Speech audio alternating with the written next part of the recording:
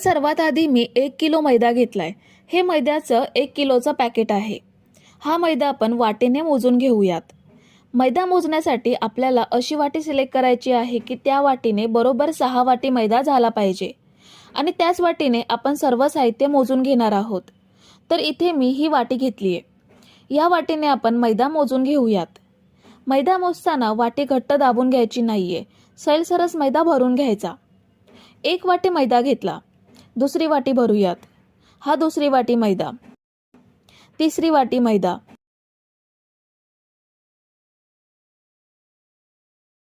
चौथी वाटी मैदा, पाचवी वाटी मैदा आणि 6वी वाटी मैदा। तर हे बघा, हा 1 किलो मैदा बरोबर 6 वाटी एवढा भरलाय। आता यामध्ये आपण पाव चमचा चवीनुसार मीठ घेऊयात। शंकरपाळीमध्ये थोडंसं मीठ वापरलं तर त्याची चव अजून वाढते। आता हे पिठामध्ये सर्वत्र व्यवस्थित मिक्स करून घ्यायचं आहे। तर मीठ मी पिठामध्ये व्यवस्थित मिक्स करून घेतलंय। आता यामध्ये आपल्याला बाकीचं साहित्य ॲड करायचं आहे। त्यासाठी आपण गॅसवरती खोलगट पॅन ठेवलाय। पॅनऐवजी तुम्ही कोणतंही खोलगट भांडं घेऊ शकता। आता ज्या वाटीने आपण मैदा मोजून घेतला होता त्याच सेम वाटीने आपल्याला 1 वाटी पाणी यामध्ये घ्यायचं आहे। पाण्याऐवजी तुम्ही दुधाचा सुद्धा वापर करू शकता। पुन्हा त्याच सेम वाटीने 1 वाटी साखर घेऊयात।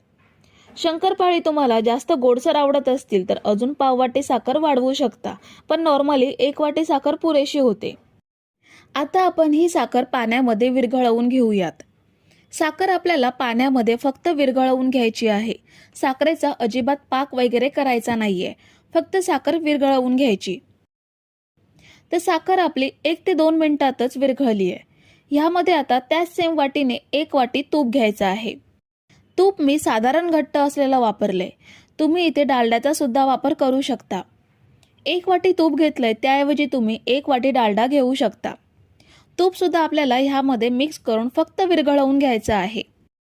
तर पाणी गरम असल्यामुळे तूप सुद्धा लगेचच विरघळलं आणि साखर पाण्यामध्ये एकजीव सुद्धा झालंय। आता आपण गॅस बंद करूयात आणि हे मिश्रण पूर्णपणे थंड करून घेऊयात। तर मिश्रण इथे मी पूर्णपणे थंड करून घेतलंय। आता हे पिठामध्ये ॲड करूयात। मिश्रण जेव्हा पूर्ण थंड होईल तेव्हाच हे आपल्याला मैद्यामध्ये ओतून घ्यायचं आहे। आता हे पिठामध्ये मिक्स करूयात। सुरुवातीला मी हे चमच्याने मिक्स करते, पण हे पूर्णपणे थंड आहे, आपण हे सहज हाताने मिक्स करू शकतो। मिक्स करताना सुरुवातीला आपल्याला वाटेल की हे पातळ आहे, पण जसजसं आपण हे मिक्स करत जाऊ तसतसं हे पीठ घट्ट होत जातं। आपल्याला हे पीठ अजिबात मळायचं नाहीये। जसं आपण चपातीसाठी वगैरे मळतो तसं अजिबात मळायचं नाहीये। अगदी हलक्या हाताने ह्याचा गोळा बनवून घ्यायचा। तर हे बघा, आपण छान असा मैदा भिजवून गोळा बनवून घेतलाय। एवढं सॉफ्ट हे पीठ आहे, पण आपण हे 15 मिनिटं झाकून ठेवणार आहोत। 15 मिनिटात हे पूर्णपणे घट्ट होतं। तूप असल्यामुळे हे मिश्रण घट्ट होत जातं। आपण हे 15 मिनिटं असंच झाकून ठेवूयात, म्हणजे हे छान सेट होईल। तर मिश्रण सेट होण्यासाठी 15 मिनिटं ठेवलं होतं। हे बघा, हे मिश्रण घट्ट झालंय। तूप वापरल्यामुळे हे मिश्रण असं घट्ट होतं। ह्यामधलं थोडंसं पीठ आपण घेऊयात। हे आपण लाटून घेणार आहोत, पण एवढं घट्ट पीठ लाटलं जाणार नाही, त्यासाठी आपण हे हाताने असं मऊ करून घेऊयात। हे असं हाताने प्रेस केलं की हे लगेच मऊ होतं किंवा लाटण्यायोग्य होतं। आता हे आपण लाटून घेऊयात। लाटताना लक्षात येईल की ह्याला क्रॅक्स जात आहेत, म्हणजे शंकरपाळी खूप छान खास्ता बनणारच। लाटून घेतल्यानंतर ह्या कडा कापून चौकोन करून घेऊयात। आपण चौकोनी शंकरपाळी बनवतोय, त्यासाठी अशा कडा कापून घेतल्या की शंकरपाळी कापून घ्यायला सोप्या जातात। आता हव्या तेवढ्या साईजच्या शंकरपाळ्या कापून घ्यायच्या। मी इथे रेग्युलर साईज ठेवते। तुम्हाला जर लहान आकाराच्या हव्या असतील किंवा मोठ्या आकाराच्या हव्या असतील तर तशा कापून घेऊ शकता। शंकरपाळ्या कापून झाल्यात। एक शंकरपाळी मी तुम्हाला जवळून दाखवते। ही बघा, खूप जास्त जाड नाहीये आणि खूप जास्त पातळ सुद्धा नाहीये। एवढ्या जाडीच्या शंकरपाळ्या मी बनवून घेतल्या आहेत। आता या प्लेटमध्ये काढून घेते। अजून एक शंकरपाळीची बॅच तयार केली आहे, ही सुद्धा प्लेटमध्ये काढून घेऊयात। तर सुरुवातीला मी या सर्व शंकरपाळ्या तळून घेणार आहे। लेयर सुटण्यासाठी शंकरपाळी कशी फ्राय करायची ते पाहूयात। इथे मी कढईमध्ये तेल तापायला ठेवलंय. तेल खूप जास्त कडकडीत गरम करायचं नाही. शंकरपाळी टाकल्यावर बघू शकता तेलात सोडल्यावर त्या लगेच वरती येत नाहीयेत. त्यांना बुडबुडे येत आहेत पण लगेच वरती येत नाहीयेत. एवढंच तेल गरम असलं पाहिजे. जेवढ्या कढईमध्ये बसतील तेवढ्या शंकरपाळी सोडायच्या. थोड्या कमी सोडल्या तरीही चालतील, कारण त्यानंतर फुलतात आणि कढई पूर्ण भरून जाते. म्हणून शक्यतो थोड्या थोड्या शंकरपाळी फ्राय करून घ्यायच्या. शंकरपाळी तेलात सोडल्यानंतर लगेच त्यांना चमच्याने हलवायचं नाही. त्या हळूहळू तेलावरती तरंगतात. जेव्हा त्या तेलावरती तरंगतील तेव्हा त्या अलटून पलटून फ्राय करून घ्यायच्या. तर हे बघा, काही मिनिटातच सर्व शंकरपाळ्या तेलावर तरंगायला लागल्या आहेत आणि अगदी छान फुलल्या आहेत. यांना सुटलेले लेयर्स तुम्ही अगदी स्पष्ट बघू शकता. अगदी खारीला जसे लेयर्स असतात तसे लेयर्स या शंकरपाळ्यांना आलेत. आपण हे मीडियम फ्लेमवरती सोनेरी रंगात फ्राय करून घेऊयात. तुम्ही जर इथेपर्यंत रेसिपी बघताय तर तुम्हाला एक विनंती आहे की व्हिडिओला एक लाईक जरूर करा. तर हे बघा, शंकरपाळीला छान असा सोनेरी रंग आलाय. आता हे आपण तेल निथळून काढून घेऊयात. बाहेर काढल्यावरती सुद्धा ह्या गरम असतात आणि त्यांची कुकिंग प्रोसेस चालूच असते. त्यामुळे त्यांचा रंग तेलाबाहेर काढल्यावर सुद्धा अजून थोडासा गडद होतो. म्हणून शंकरपाळीला एवढा रंग आला की तेलातून काढून घ्यायच्या. तर ह्या बघा, किती छान शंकरपाळ्या तयार झाल्या आहेत. ते प्रत्येक शंकरपाळीला लेयर सुटलेले आहेत. शिल्लक शंकरपाळी सुद्धा आपण अशाच फ्राय करून घ्यायच्या आहेत. शंकरपाळी तेलात सोडताना गॅस स्लो करायचा आणि नंतर मध्यम आचेवरती फ्राय करून घ्यायच्या. तर हे बघा, मी इथे थोड्या शंकरपाळ्या बनवून घेतल्या आहेत. प्रत्येक शंकरपाळीला खूप छान लेयर्स आलेत. कमी साहित्यामध्ये आणि कमी मेहनतीमध्ये खारीसारखे लेयर्स असणाऱ्या खुसखुशीत शंकरपाळी तयार होतात.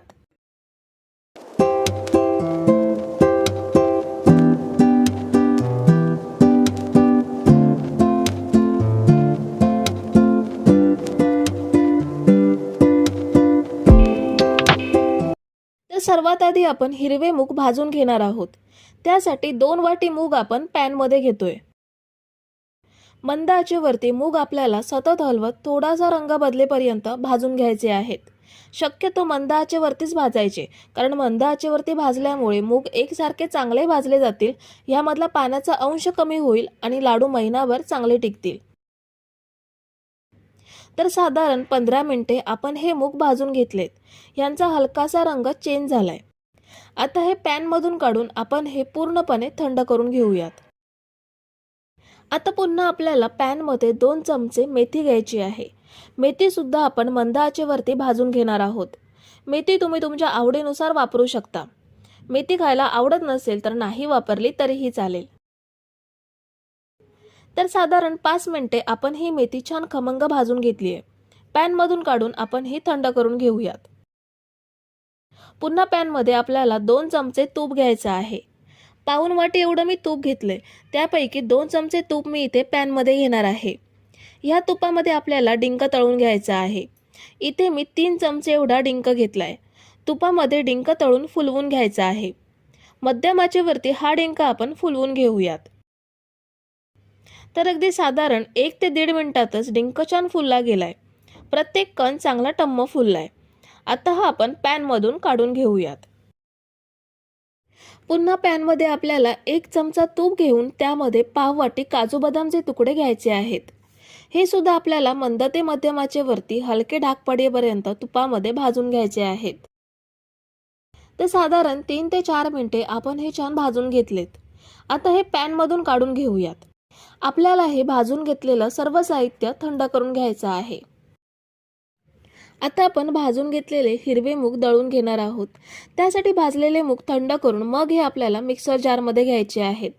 आता हे आपण दळून घेऊयात. तर हे बघा, मी हे मूग दळून घेतलेत. ह्याची छान अशी पावडर तयार करून घेतली आहे. ह्याचप्रमाणे शिल्लक मूग सुद्धा आपल्याला दळून घ्यायचे आहेत.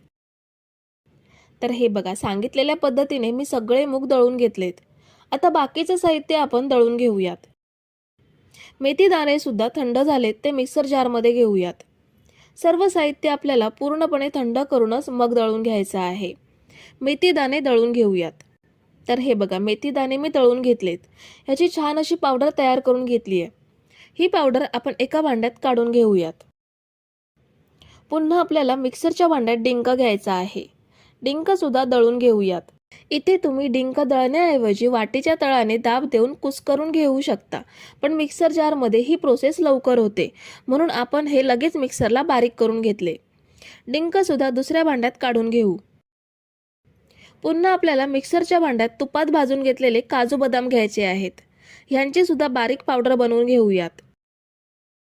ही बघा, काजू बदामची सुद्धा छान अशी पावडर बनवून घेतली आहे. आता आपण दळून घेतलेली मुगाची पावडर तुपामध्ये थोडा वेळ भाजून घेणार आहोत. त्यासाठी पॅनमध्ये 2 चमचे तूप घेऊन दळून घेतलेली सर्व पावडर पॅनमध्ये घ्यायची आहे. ही मुगाची पावडर किंवा मुगाचं पीठ सुद्धा आपल्याला मंद आचेवरतीच सतत हलवत भाजून घ्यायचं आहे. तुपामध्ये हे मुगाचं पीठ भाजल्यामुळे पिठाला तुपाचा छान खमंगपणा येईल आणि लाडू जास्त दिवस सुद्धा टिकतील. तर साधारण 15 मिनिटं मी मंद आचेवरती मुगाचं पीठ खमंग भाजून घेतलंय. आता हे पॅनमधून दुसऱ्या भांड्यात ट्रान्सफर करूया. आता लाडूचं साहित्य आपल्याला मिक्स करून घ्यायचं आहे. त्यासाठी पॅनमध्ये मी तूप घेते. सुरुवातीला आपण जे पाऊण वाटी तूप घेतलं होतं त्यापैकी अर्धी वाटी तूप शिल्लक आहे. ते सगळं तूप मी पॅनमध्ये घेते. आता यामध्ये आपल्याला गूळ घ्यायचा आहे. 1 वाटी गूळ आपल्याला तुपामध्ये ॲड करायचा आहे. मूग आपण 2 वाटी एवढे घेतले होते, त्याच वाटीने 1 वाटी गूळ आपण इथे वापरतोय. गॅस पूर्णपणे स्लोच ठेवायचा आहे आणि स्लो गॅसवरतीच गूळ आपल्याला पूर्णपणे वितळवून घ्यायचा आहे. गुळाचा आपल्याला अजिबात पाक तयार करायचा नाहीये. गूळ फक्त विरघळवून घ्यायचा आहे. गूळ विरघळवून झालाय. गॅस आता आपल्याला पूर्णपणे बंद करायचा आहे. गॅस बंद केल्यावरतीच आपण यामध्ये बाकीचं साहित्य ॲड करणार आहोत. मेथीची पावडर गुळामध्ये ॲड करूयात. गुळामध्ये ही पावडर आपल्याला मिक्स करून घ्यायची आहे. मेथी पावडर गुळामध्ये आधी मिक्स केल्यामुळे त्याचा कडूपणा थोडा कमी होतो, म्हणजे लाडू खाताना कडूपणा जाणवत नाही. आता यामध्ये आपल्याला बाकीचं सर्व साहित्य ॲड करायचं आहे. भाजून घेतलेलं मुगाचं पीठ घेऊयात. दळून घेतलेला डिंक घ्यायचा आहे. भाजून घेतलेली काजू बदामची पावडर घेतेय. काजू बदामचे थोडेसे अख्खे तुकडे सुद्धा घेतेय आणि 1 चमचा वेलची पावडर घ्यायची आहे. आता हे सगळं साहित्य तूप आणि गुळामध्ये मिक्स करूयात. गूळ मिक्स केल्यावर गॅस आपण लगेच बंद केलेला आहे आणि बंद गॅसवरतीच आपण हे सगळं साहित्य मिक्स करून घेतलंय. आता हे मिश्रण आपल्याला थोडंसं कोमट होऊ द्यायचं आहे. मिश्रण कोमट होण्यासाठी पॅन मी प्लॅटफॉर्मवरती घेतलाय आणि हे आपण 2 ते 3 मिनिटं असंच ठेवूयात, म्हणजे मिश्रण थोडंसं कोमट होईल आणि लाडू वळताना आपला हात सुद्धा भाजणार नाही. तर मिश्रण थोडं कोमट झालंय. आपण ह्याचे आता लाडू वळून घेऊयात. थोडं थोडं मिश्रण घेऊन लाडू वळूयात. लाडू वळताना हात अजिबात भाजत नाहीये. मिश्रण पूर्णपणे कोमट झालेलं आहे. तर हा बघा, छान असा लाडू वळून झालाय. हा आता आपण खसखसमध्ये घोळवून घेऊयात. खसखस लावणं पूर्णपणे ऑप्शनल आहे, पण खसखस सुद्धा औषधी आहे, म्हणून लाडू न लावली तरीही काही हरकत नाही. हा बघा, आपला छान असा पौष्टिक हिरव्या मुगाचा लाडू. याच पद्धतीने आपण शिल्लक मिश्रणाचे सुद्धा लाडू वळून घेणार आहोत. तर हे बघा, आपण सगळे लाडू वळून घेतलेत. हे लाडू तुम्ही मेथी डिंक न वापरता रोज एक मुलांच्या डब्यामध्ये गोड खाऊ म्हणून देऊ शकता. या लाडूंमध्ये प्रथिने, खनिजे आणि जीवनसत्वे भरपूर प्रमाणात असतात. त्याशिवाय रोगप्रतिकारक शक्ती वाढवण्याचे काम सुद्धा हे लाडू करतात. त्यामुळे यांचा समावेश आपण रोजच्या आहारामध्ये नियमित करू शकतो.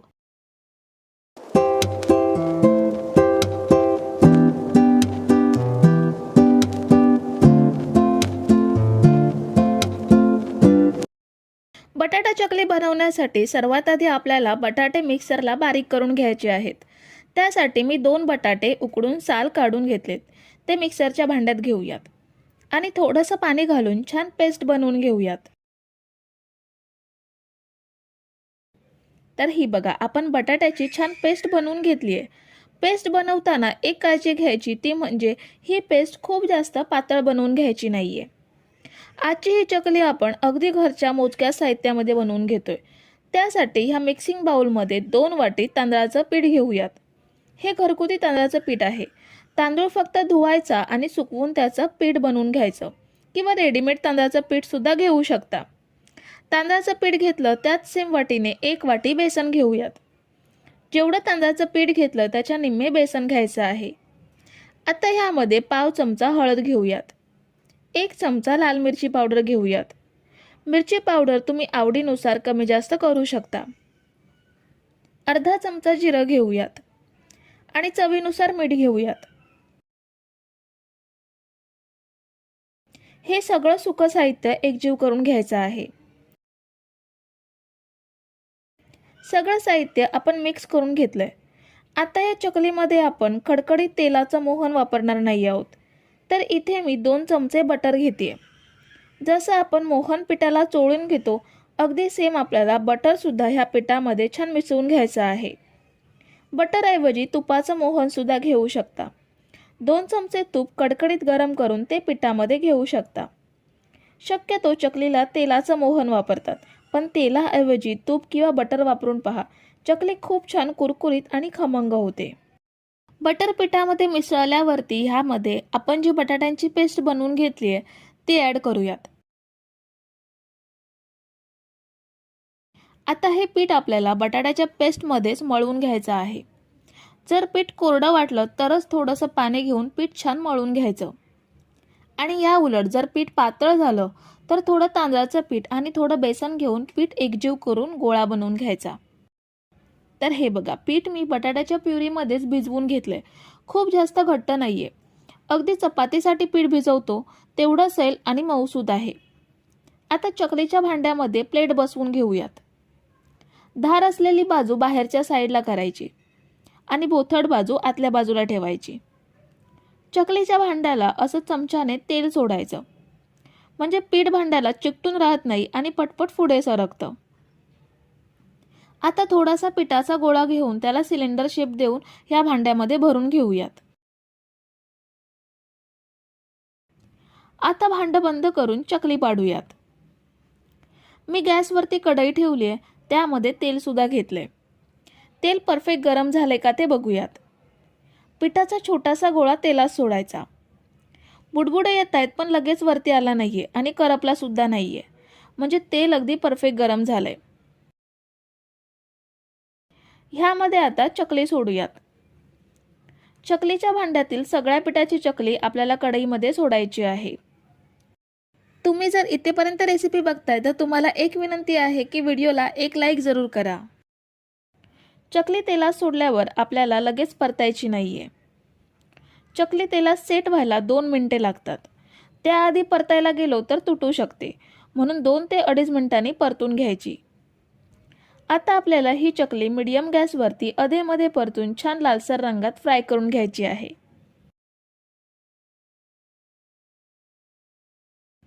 तर ही बघा, चकली मस्त लालसर रंगात फ्राय करून घेतली आहे। आता तेल निथळून काढून घेऊयात आणि बाकीच्या पिठाची चकली सुद्धा अशीच पाडून घेऊयात। ही बघा, आपण ही चकली थंड करून घेतली आहे। तोडल्यावरती बघू शकता की ती मस्त कुरकुरीत आणि खमंग आहे ती। ही चकली प्लास्टिकच्या पिशवीमध्ये हवाबंद राहील अशी ठेवायची किंवा एखाद्या हवाबंद डब्यामध्ये भरून ठेवायची, महिनाभर चांगली टिकते।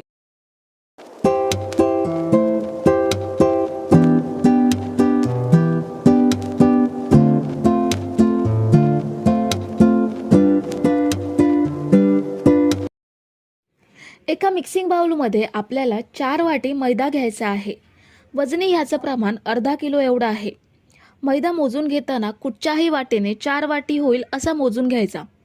मैदा वाटीमध्ये भरताना अजिबात गच्च किंवा दाबून भरायचा नाहीये। मी आधीच हा मैदा चाळून घेतलाय। 4 वाटी मैदा घेतल्यानंतर ह्यामध्ये आपल्याला 2 चमचे ओवा घ्यायचा आहे। ओवा घेतल्यानंतर 2 चमचे जिरं घेऊयात। 2 चमचे काळे तीळ ॲड करते। ह्याऐवजी तुम्ही कलोंजी किंवा जे कांद्याचं बीज असतं ते सुद्धा वापरू शकता। काळ्या तिळांमुळे शंकरपाळी दिसायला खूप छान दिसते। चवीनुसार मीठ घ्यायचं आहे। हे सर्व साहित्य मी आपला जो पोहे खायचा चमचा असतो त्या चमच्याने घेतलेला आहे। सगळं सुकं साहित्य मैद्यामध्ये मिक्स करून घेऊयात। सुकं साहित्य मिक्स केल्यानंतर ह्यामध्ये आपल्याला बरोबर अर्धी वाटी तेल घ्यायचं आहे। ज्या वाटीने मैदा घेतलाय त्याच सेम वाटीने अर्धी वाटी तेल घेतलं। 4 वाटी मैद्यासाठी अर्धी वाटी तेल हे अगदी परफेक्ट प्रमाण आहे।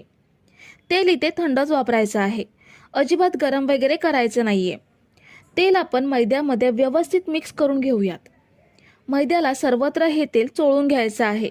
ह्यामुळे शंकरपाळी छान खुसखुशीत होईल. तेल मैद्यामध्ये व्यवस्थित मिक्स केल्यानंतर बघू शकता मैद्याची घट्टसर मूठ वळली जाते. म्हणजे तेलाचं प्रमाण मैद्यामध्ये अगदी परफेक्ट घेतलेलं आहे. आता थोडं थोडं पाणी घेऊन आपण हा मैदा भिजवून घेऊयात. मैदा भिजवायला जास्त पाणी लागत नाही, त्यामुळे एकाच वेळी पाणी घेऊन मैदा भिजवायचा नाहीये. पाण्याचा अंदाज चुकला तर पीठ पातळ होईल, म्हणून थोडं थोडं पाणी घेऊन मैदा भिजवून घेऊयात. पीठ आपल्याला घट्टसरच मळून घ्यायचं आहे. जर तुम्ही पीठ मळताना सैलसर पीठ मळलं तर शंकरपाळ्या तेलकट होऊ शकतात. तर इथे मी पीठ भिजवून घट्टसर मळून घेतलंय. जास्त पातळ देखील नाहीये की जास्त घट्ट सुद्धा नाहीये. हे पीठ आपल्याला 15 मिनिटं झाकून ठेवायचं आहे. ह्यामुळे हे छान मुरलं जाईल. तर 15 मिनिटे आपण हे पीठ झाकून ठेवलं होतं. ह्यामधून थोडंसं पीठ लाटण्यासाठी घेऊयात. ह्याची आपण पोळी लाटून घेणार आहोत. पोळी लाटता येत नसेल तर सुका मैदा पसरवून लाटून घेऊ शकता. पण पीठ जर व्यवस्थित भिजवलेलं असेल तर लाटायला अजिबात त्रास होत नाही. अगदी सहज पोळी लाटता येते. ही पोळी आपल्या नेहमीच्या पोळीपेक्षा थोडी जाड लाटून घ्यायची. आपली नेहमीची चपाती किंवा पोळी असते त्याच्या तिप्पट जाड ही पोळी लाटून घ्यायची. आता याच्या शंकरपाळ्या आपल्याला कापून घ्यायच्या आहेत. जर तुम्हाला चौकोनी आकारात किंवा डायमंड शेपमध्ये शंकरपाळ्या हव्या असतील तर तशा तुम्ही कापून घेऊ शकता. मी इथे असं एका डबीचं झाकण घेतलंय. हे प्रेस करून मी गोल आकारात शंकरपाळ्या कापून घेतेय. आपण नेहमी चौकोनी किंवा डायमंड शेपमध्ये शंकरपाळ्या बनवतोच, पण एक नवीन पद्धत म्हणून मी हे डबीचं झाकण वापरते. ह्यामुळे शंकरपाळ्या दिसायला सुद्धा आकर्षक दिसतात. अगदी जसे जिरा बिस्किट असतात तशाच्या सेम शंकरपाळ्या दिसतात. प्लास्टिकच्या झाकणाऐवजी तुमच्याकडे जर स्टीलच्या छोट्या डब्याचं झाकण असेल तर ते वापरा. त्याला धार चांगली असते, त्यामुळे अगदी पटापट शंकरपाळ्या कापल्या जातात. ह्याच पद्धतीने बाकीच्या शंकरपाळ्या कापून घेऊयात. तर ही बघा, इथे मी एक बॅच तयार करून घेतली आहे. आता हे फ्राय करून घेऊयात. कढईमध्ये आपण तळण्यासाठी तेल घेतलंय. तेल आपल्याला मध्यम गरम करून घ्यायचं आहे. एक छोटासा गोळा तेलात सोडल्यावर हळूहळू वरती आलाय, म्हणजे तेल आपलं परफेक्ट गरम आहे. ह्यामध्ये शंकरपाळी सोडूयात. शंकरपाळी तळताना गॅस अजिबात स्लो किंवा हाय ठेवायचा नाहीये. मध्यम आचेवरतीच आपल्याला ही शंकरपाळी तळून घ्यायची आहे. जर मंद गॅसवरती शंकरपाळी तळलात तर ती तेलकट होईल आणि मोठ्या गॅसवरती शंकरपाळीला लाल रंग तर येईल, पण आतून ती कच्ची राहील. त्यामुळे मध्यम गॅसवरतीच परतून परतून आपल्याला ही शंकरपाळी तळून घ्यायची आहे.